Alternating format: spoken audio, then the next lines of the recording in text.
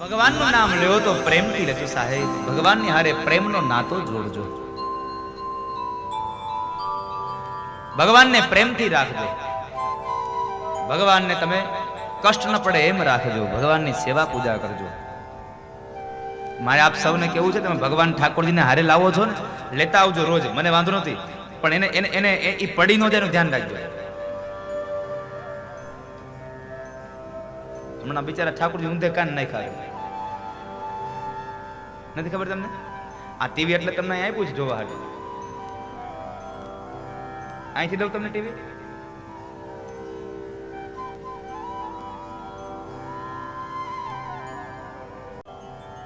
ખેર રાજી રહો બાપ. નામનો બહુ મહિમા છે. ની કથા ષષ્ઠમ સ્કંદમાં બતાવી, વૃત્રાસુરની કથા બતાવી, નારાયણ કવચની કથા બતાવી અને અંતે ષષ્ઠમ સ્કંદને વિરામ આપ્યો. અને હવે જેના પ્રાગટ્યની કથા એટલે ભગવાન નરસિંહના પ્રાગટ્યની કથા, નૃસિંહ અવતારની કથા છે. નૃસિંહ અવતારની કથા, ભગવાન નૃસિંહનો અવતાર થયો કોના માટે? તો કહે છે કે અસુર યોનિના 5 વર્ષના એ પ્રહલાદ માટે ભગવાન નરસિંહનું પ્રાગટ્ય થયું એની કથા છે. એ 5 વર્ષનો પ્રહલાદ ભગવાનની ભક્તિ કરે. કેવી? તો નવદા ભક્તિ. શ્રવણમ કીર્તનમ વિષ્ણુ સ્મરણમ પાદસેવનમ અર્ચનમ વંદનમ દાસ્યમ સખ્ય આત્મનિવેદનમ.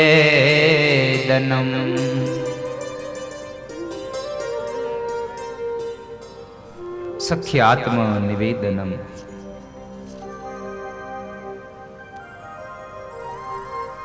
કઈ ન થાય તો તમારી જાત ભગવાનને સમર્પિત કરી દો સાહેબ. તમારું સર્વસ્વ ઈશ્વરને સોંપી દો સાહેબ. સખ્ય આત્મનિવેદનમ.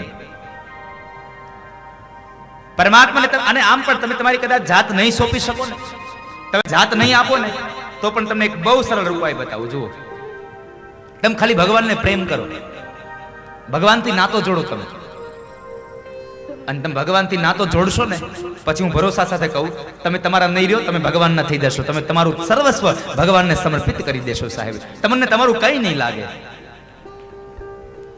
જો આપણે 2 હાથવાળાને પ્રેમ કરીએ અને આપણે આપણું સર્વસ્વ આપી દેતા હોઈએ તો આ તો 1000 હાથવાળો છે સાહેબ. સખ્ય આત્મ નિવેદનમ. તમારું સર્વસ્વ ભગવાનને સમર્પિત કરી દો.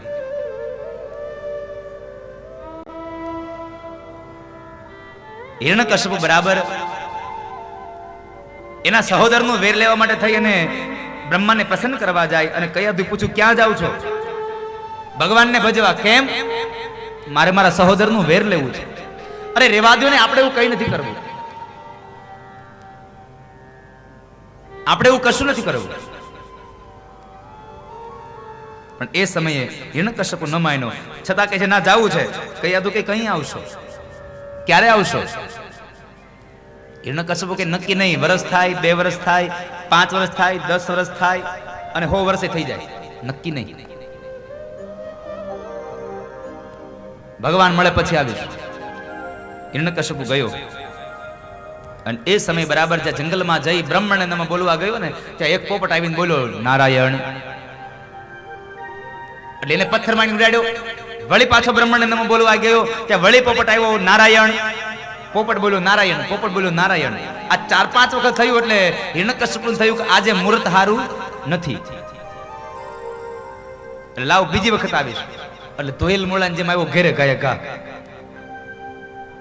જ્યાં ઘરે આવ્યો ને ત્યાં કયાથી પૂછ્યું, લે તમને ભગવાન મળી હોતે ગયા? અરે ના ના, ભગવાન મળતા છે આટલા જલ્દી? તો તમે કહેતા હતા ને ભગવાન મળશે પછી આવીશ. અરે એમાં એવું થયું કે હું બરાબર ભગવાનની પૂજા કરવા ગયો, જ્યાં તપ કરવા ગયો, ત્યાં એક પોપટ આવી અને મારા વીરનું નામ લીધું. પોપટ બોલ્યો નારાયણ. કયાધુએ આ શબ્દ પકડી લીધો. પોપટ બોલ્યો નારાયણ. પોપટ બોલ્યો નારાયણ આ શબ્દ કયાધુએ પકડ્યો.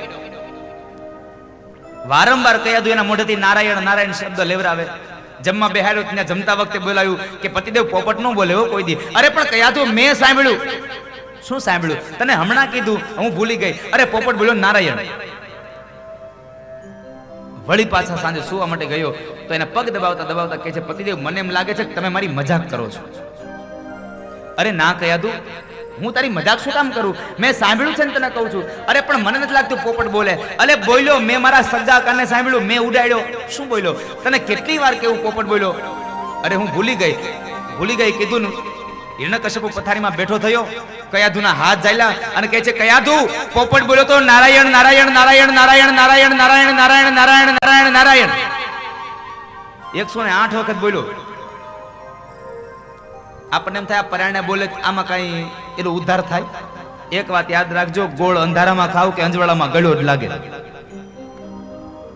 ગોળ અંધારે ખાવ કે અંજવાળે ખાવ એ તમને ગળ્યો જ લાગે, એમાં કોઈ ફેરફાર ન થાય. એટલે નામ તમે ભાવથી લ્યો કે કુભાવથી લ્યો, નામ લ્યો એનો ઉદ્ધાર થાય. નામ લિયા ઉન સબ લિયા સભી શાસ્ત્ર કા ભેદ, બિના નામ નર કે ગયા પડ પડ ચારો વેદ. જેને નામ લીધું છે એનો ઉદ્ધાર થયો છે. વળી પાછો થોડા દિવસ પછી મુહૂર્ત જોડાવીને ગયો મંદરાચલ પર્વતમાં. આ બાજુ કયાધુ ગર્ભવતી છે, ઇન્દ્ર એને મારવા આવે પણ નારદજીએ બચાવી પોતાના આશ્રમમાં લઈ ગયા અને આશ્રમમાં લઈ જઈ અને પેલું વેલું વરદાન આપ્યું ઈચ્છા પ્રસૂતિનું. કયાધુને કહે છે, કયાધુ તને જ્યારે ઈચ્છા થશે ને ત્યારે તારા દીકરાને તું જન્મ આપી શકીશ, બાળકને જન્મ આપીશ. આ બાજુ 100 વર્ષ સુધી હિરણ્યકશ્યપુએ મંદરાચલ પર્વતમાં તપ કર્યું અને 100 વર્ષ અહીંયા પ્રહલાદજી મહારાજ કયાધુના ઉદરમાં રહ્યા છે. નારદજી જે કાંઈ જ્ઞાન સંભળાવે એ પેટની અંદર રહેલા પ્રહલાદજી મહારાજ સાંભળે. અને આ વાત બહુ સત્ય છે કે પેટમાં બાળક હોય ત્યારે તમે સારા પુસ્તકો વાંચો તો એનામાં સંસ્કાર આવે. તમે સારા સારા દ્રશ્યો જુઓ તો બાળકની ઉપર એની અસર પડે. અને તમે જુઓ આ કળિયુગમાં નથી પડતી. ગમે તેવું બાળક રડતું હોય તમે એને હાથમાં મોબાઈલ આપી દો એટલે સીધો સાનો મનો થઈ જાય. હા, બાળક રડતું હોય તો એટલે એને મોબાઈલ આપો હાથમાં એટલે છાનો રહી જાય. શું કામ? એને જ્યારે બાળક પેટમાં હોય ત્યારે માં નકરી ગેમ જ રમી હોય, વોટ્સઅપ ચાલુ હોય.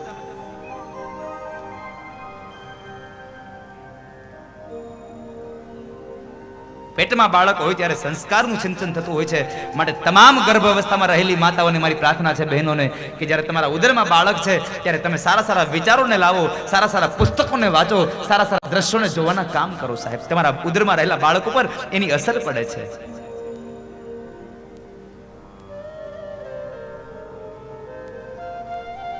કારણ માએ જે રસ પાયો ને એને ઉદરમાં પડ્યો. જનનીના હૈયામાં પોઢંતા પોઢંતા આજ પીધો કસુંબીનો રંગ. માના ધોળા ધાવણ કેરી ધારાએ ધારાએ આજ મેં પીધો કસુંબીનો રંગ. કસુંબીનો રંગ પીધો છે. 100 વર્ષ પછી બ્રહ્માજી પ્રસન્ન થયા. હિરણ્યકશ્યપુ કહે છે, બ્રહ્માજી કહે છે, માગ હિરણ્યકશ્યપુ શું આપું? હિરણ્યકશ્યપુ કહે છે, હું અમર થઈ જાઉં, મરું જ નહીં એવું આપો. બ્રહ્માજી કહે છે, મરવું તો પડશે, આજ નહીં તો કાલ, કાલ નહીં તો પછીના દિવસે મરવું પડશે, એમાં કોઈ સંશય નથી. બીજું માગ, કારણ નામ એનો નાશ, જન્મ એનું મૃત્યુ એ શાશ્વત છે, માટે બીજું માગ. હિરણ્યકશ્યપુ કહે છે, તો સાંભળો, રાત્રે ન મરવું, દિવસે ન મરવું, ઘરમાં ન મરવું, બહાર ન મરવું, આકાશમાં ન મરવું, ધરતી પર ન મરવું, લીલાથી ન મરવું, સુકાથી ન મરવું, અસ્ત્રથી નહીં, શસ્ત્રથી નહીં, માણસથી નહીં, પશુથી નહીં. અને છેલ્લે બ્રહ્માજી, તમારા સર્જનથી મને કોઈ ન મારે આવું વરદાન આપો. બ્રહ્મા કહે છે, તથાસ્તુ, મારું સર્જન તને ન મારે તો કાંઈ નહીં, જેને મારું સર્જન કર્યું છે એ નારાયણ તને મારશે, ભગવાન વિષ્ણુ તને મારશે.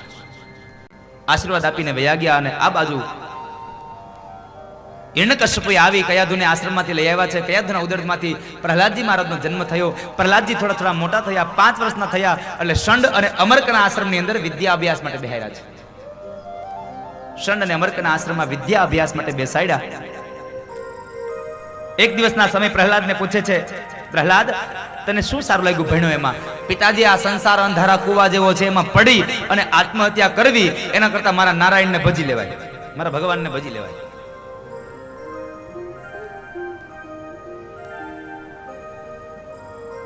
હિરણ્યકશ્યપુ ક્રોધે ભરાયો, મારા વેરીનું નામ ખબરદાર લીધું છે તો ચાલો જા અહીંયાથી. ચાલો ગયો. વળી પાછો થોડા દિવસ પછી બોલાવ્યો, બેટા પ્રહલાદ, તું ભણ્યો એમાં તને સારું શું લાગ્યું? પિતાજી, નવધા ભક્તિ કરીને મારા હરિને ભજી લેવાય, બીજું કઈ આ જગતમાં કરાય નહીં. પછી પ્રહલાદને બોલાવીને કહે છે, પ્રહલાદ, હિરણ્યકશિપુ કહે છે, ક્યાં છે તારો નારાયણ?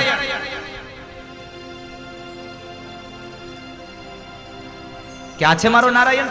પિતાજી, ક્યાં છે મારો નારાયણ? નહીં, ક્યાં નથી મારો નારાયણ? આ દુનિયામાં અત્ર તત્ર ને સર્વત્ર છે મારો નારાયણ. રામચરિત માનસની ચોપાઈ કહે છે, હરિ વ્યાપક સર્વત્ર સમાના, હરિ વ્યાપક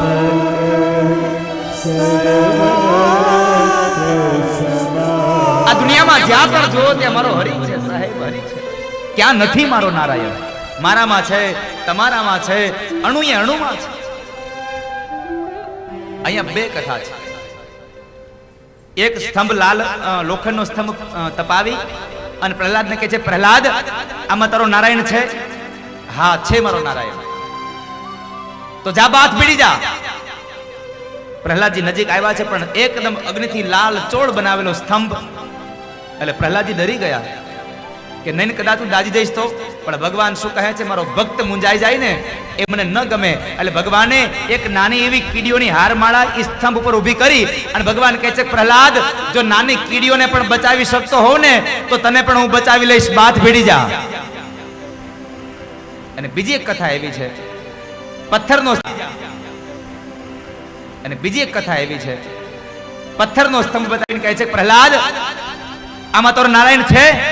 પ્રહલાદ કહે છે કે હા પિતાશ્રી, મારો નારાયણ આમાં પણ છે, આમાં પણ છે મારો નારાયણ. અને જ્યાં નારાયણ છેટલા શબ્દો સાંભળ્યા અને હિરણ્યકશિપુ પોતાની ગદાને લઈ અને સ્તંભને જ્યાં ફાડવા માટે જાય, સ્તંભને તોડવા માટે જાય, સ્તંભ ફાટ્યો. જેમ એક બાજ પોતાના શિકારને પકડી લે એમ ભગવાન નૃસિંહે હિરણ્યકશિપુને પકડ્યો અને ઉફાડી લઈ અને ઉમરામાં લઈ જઈ અને પોતાની ગોદમાં ધારણ કર્યો છે. પોતાની ગોદમાં જ્યાં ધારણ કરે છે અને એ જ સમયે હિરણ્યકશિપુને પ્રશ્ન કરે છે, જોઈ લે હિરણ્યકશિપુ, તે જે માંગ્યું તો એમાંથી કઈ ઓછું તો નથી રહી જતું ને? નથી રાત, નથી દિવસ, સંધ્યાનો સમય, નથી ઘરમાં, નથી બહાર, તું છો ઉમરામાં, નથી આકાશમાં, નથી ધરતીમાં, તું મારી ગોદમાં છે. આ મારા નખ જોઈ લે. નથી આને શસ્ત્ર કહેવાય, ન અસ્ત્ર કહેવાય, ન લીલા કહેવાય, ન સુકા કહેવાય. મારું રૂપ જોઈ લે. નથી હું માણસ, નથી હું પશુ. કારણ ભગવાનનું મોઢું સિંહનું, બાકીનું શરીર માણસનું છે. અને એ સમયે ભગવાન કહે છે, અંતમાં તે માંગ્યું હતું ને કે બ્રહ્મા, તમારા સર્જનથી ન મરું, તો સાંભળી લે, મારું સર્જન બ્રહ્માએ નહીં, મેં બ્રહ્માનું સર્જન કર્યું છે. અને ભગવાનને ક્રોધ વ્યાપી ગયો અને પેટને ચીરી ભગવાને આંતરડા કાઢી અને એના તમામ આંતરડા ભગવાન પોતાની ડોકમાં મીંડા પહેરવા. હિરણ્યકશિપુનો વધ થયો અને દેવતાઓ ભગવાનને પુષ્પના ટોપલાઓથી વધાવે. બોલીએ નરસંગ ભગવાન કી, બોલીએ નારાયણ ભગવાન કી, નરસંગ ભગવાન